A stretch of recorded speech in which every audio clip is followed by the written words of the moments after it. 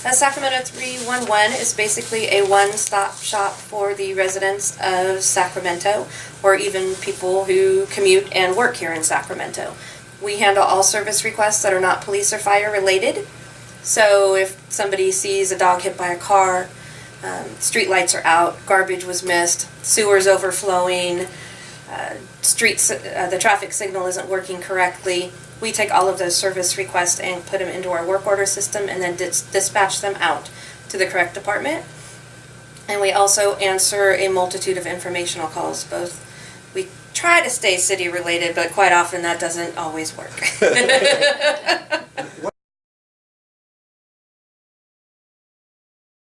311 has kind of been popping up all over the country, and Raina Schwartz, the head of the Department of General Services at the time, was really wanting to implement a 311 program. So she went and recruited it was Gina Knapp, who was the old police comm center manager, recruited her, and together they implemented 311 on a wing and a prayer, basically. We are it is the lowest monetarily implemented 311 call center in North America. So which means it was efficient. It was very efficient. Very efficient. And that started, they started the ball rolling, I believe, in 2005, and then it went live 311 in August of 2008. It consolidated a bunch of individual different call centers, basically. So individual departments had call centers within them, and so some of those staff that were in those individual call centers were absorbed into the 311 call center to create sort of a comprehensive call center for the city. So I'm not sure how many people moved from those individual call centers, but basically you would, if you needed to you wanted to contact, or you wanted to find out about your loose dog in your neighborhood, or you'd have to actually call animal control, and you'd have to figure that out by looking through the phone book or calling information, and it could be quite onerous. There were many, many different telephone numbers that people had to sort of sift through to figure out which one they needed to call to get the right information, be it parking, animal control, or utilities, and now they just can call 311 and they can have their issue addressed.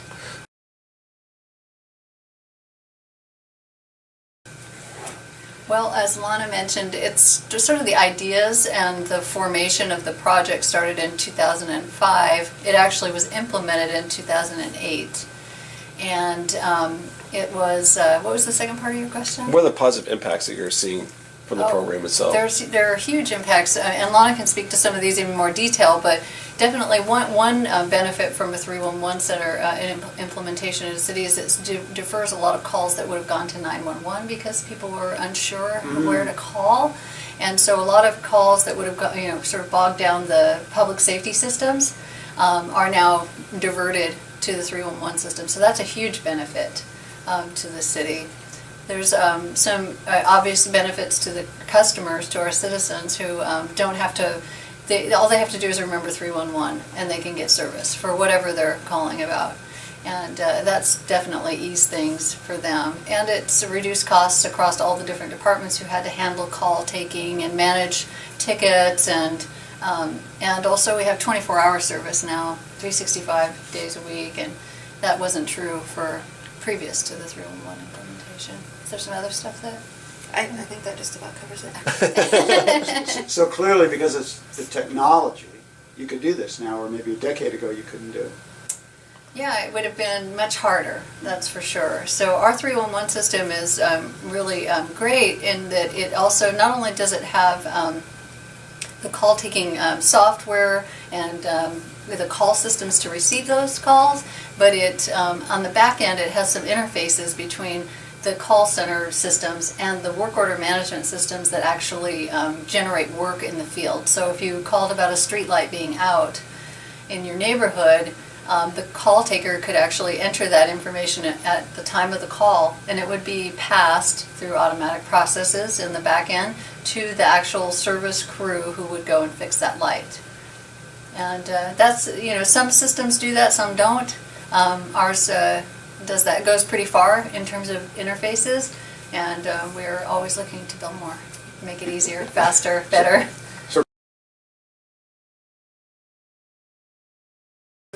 Yeah, so I think one of, a couple of different areas where we would focus on, like in the technology framework, would be to build even more and better back-end integrations with the call center, build more tools that people could self-serve through those, that's mobile and web tools, which is part of what we have recently implemented.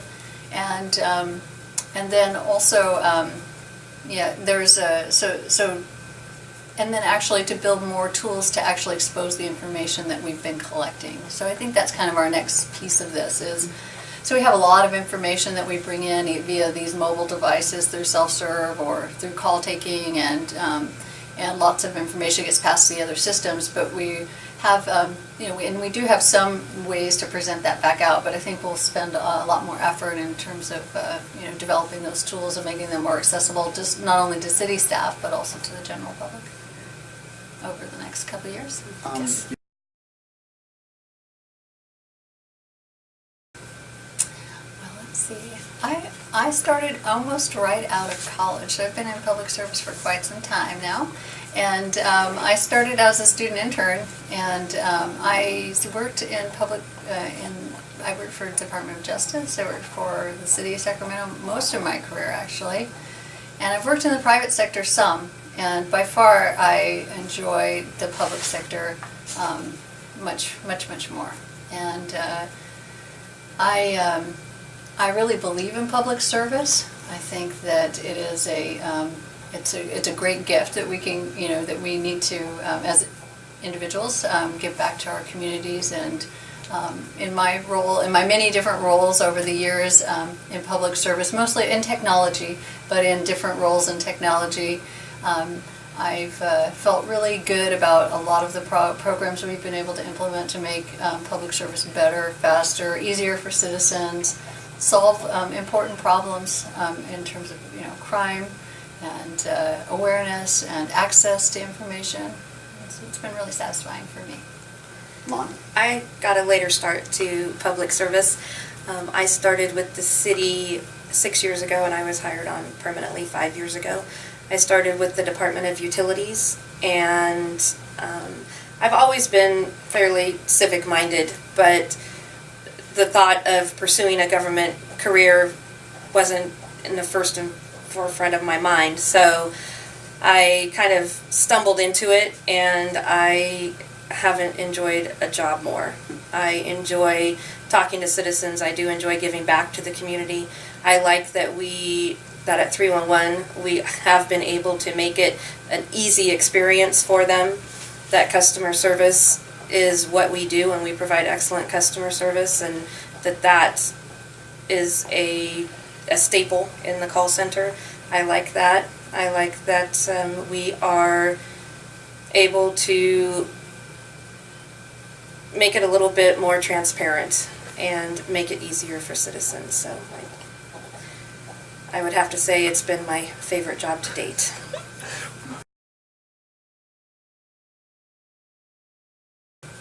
You want to give it a shot? Well, we actually do quite a few outreach events, so we do explain that quite often when we are out in the field promoting 311 or our new mobile app and web portal. So basically, it's kind of what I said in the beginning, we're the one-stop shop for the city of Sacramento. We handle everything that, as a city resident, you would need aside from police and fire. And we provide assistance to all of our citizens in the city of Sacramento. That's how I explain mine. Mine's a little bit more difficult, I think. But I'm an IT manager, and I manage all the major applications for the city that are sort of enterprise-wide applications. So things like utility billing systems, and we use computer systems to manage all those things. And there are lots of staff and individuals who need to do that in order to provide efficient information, accurate information to citizens. 311 is one of the systems that I have as well, and my umbrella. Mapping. And various other systems. So I, just explain it like that. I say we help these keep these systems alive, make sure that they're doing their job efficiently, that they're delivering service back to the citizens, and that they're, you know, that they make sense.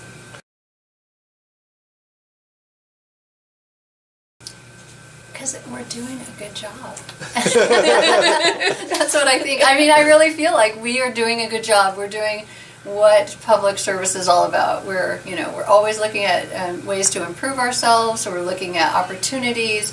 We're hardworking, and you know, it's a great thing to be with a group of people who are so enthusiastic and really striving to do the best for our community.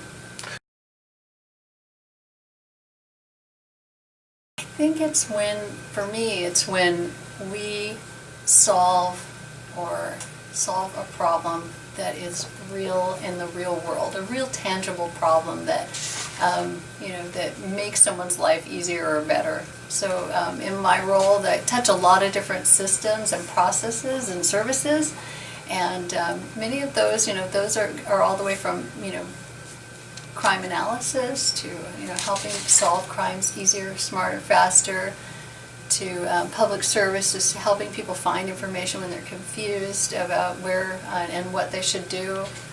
And those kinds of, I mean, I feel that's incredibly satisfying, and I feel good about our work. The one that stands out in my mind, and it was in the scheme of things a very tiny compliment, and there've probably been more effusive compliments and more extravagant compliments, but this one just really brought it home for me. We enter relamp requests. Street lights are out.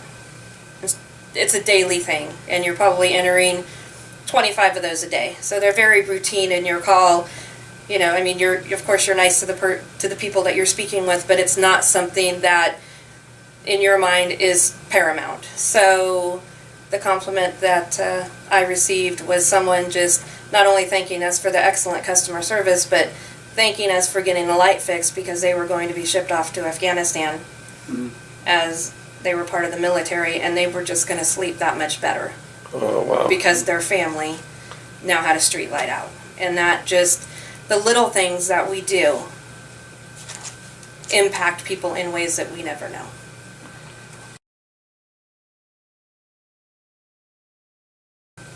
Work hard, be enthusiastic, and keep innovating. That's what I would say.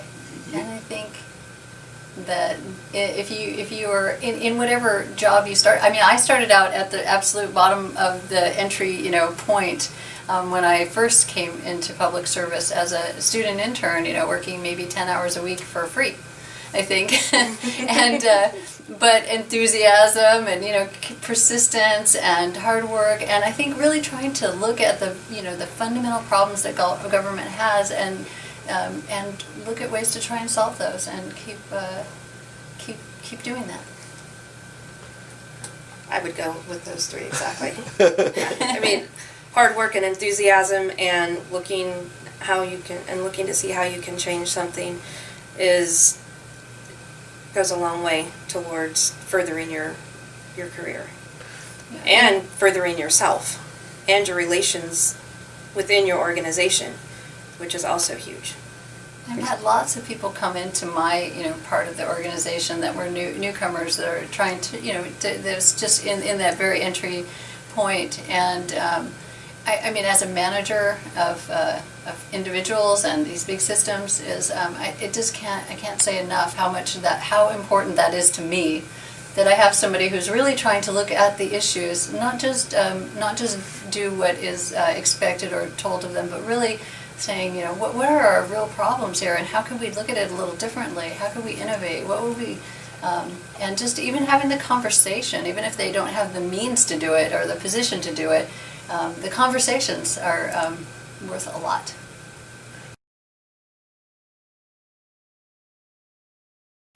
Wow. I've received lots of great advice, so the most Yes. important one It's hard to say. It is indeed hard to say. Like Lana said, there's just so many things that have come. I mean, I've had so many great people who I've been inspired by and influenced by, and hard to think of just one that really stands out.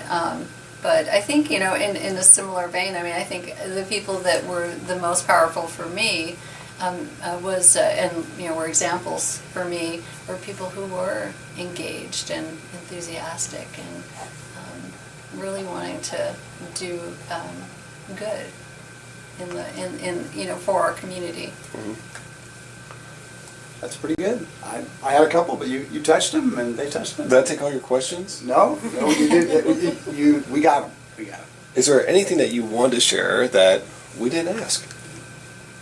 It's awesome working with Lana. You have to say it louder so the microphone picks it up. It's really awesome. Well, then let me go back to the one I was going to ask. You mentioned being a student assistant. Is that a good way for young people looking at public service and whether they'd want to do it? Do you think that's a good way to get a feel for it?